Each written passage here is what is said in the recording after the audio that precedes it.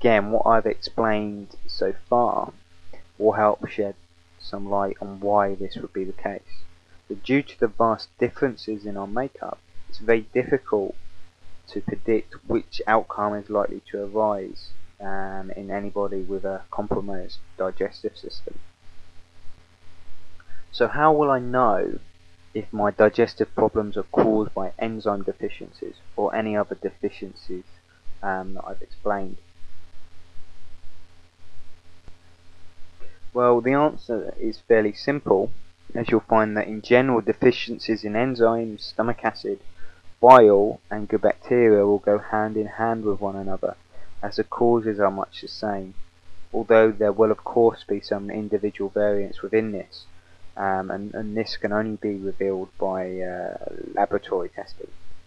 So the causes of each area, of imbalances in each area, are much the same, and can include regular alcohol consumption, medical drug use, processed food consumption, a lack of fruit and vegetables in the diet, a low-fat diet, a diet low in animal meats, chlorinated water, and even stress. So far, I have largely focused on the issue of breaking down food, but another important role of the digestive system is that of the absorption of food and nutrients. For the most part, this takes place in the small intestine, and for this reason the structural integrity of the small intestine is of paramount importance if food's to be absorbed effectively and infectious pathogens are to be kept out. It is the lining of the small intestine, its mucosal barrier, which plays such an important role here. What you will find is that for many people, particularly those with digestive health problems, the mucosal barrier is actually compromised, and by that I mean it's likely to be damaged and leaky.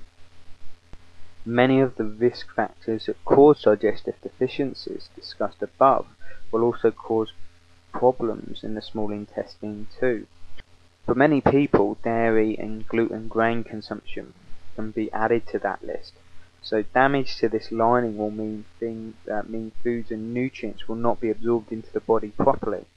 And since such individuals will also have other weak areas in their digestion, foods will tend to arrive in the small intestine not completely broken down or partially undigested.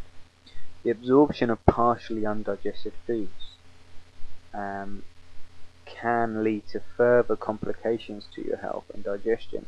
Most common of all is an increased risk of developing food intolerances.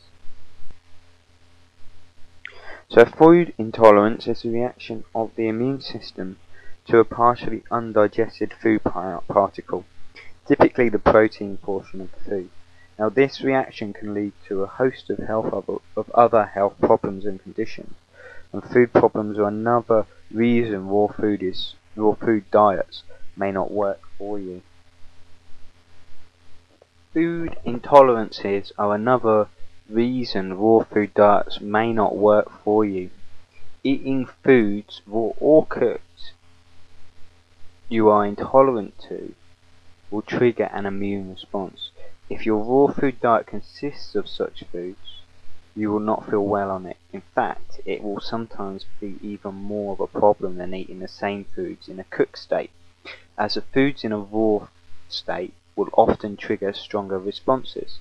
So this is likely to be because the properties of the food that trigger the reaction will be in a more pure state.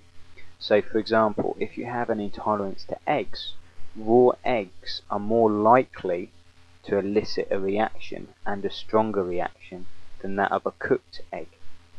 That said, sometimes foods in a raw state are less likely to be reactive, such as raw versus pasteurized dairy products. These are just generalizations based on the observations of myself and others, and it will very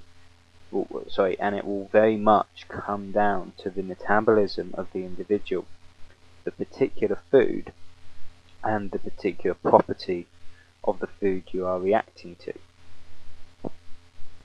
there will also be other factors in existence as well, no doubt.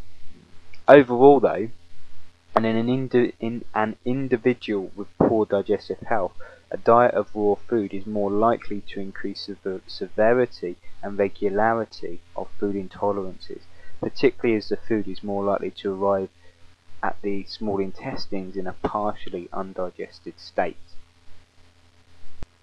A final point in respect of digestive health that few have an awareness of is the relationship of the digestive system and other bodily systems.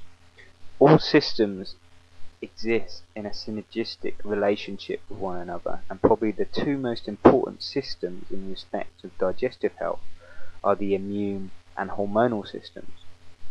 The strong connection between the digestive and immune systems is demonstrated by the fact that the 80% of the immune system is found in the gut.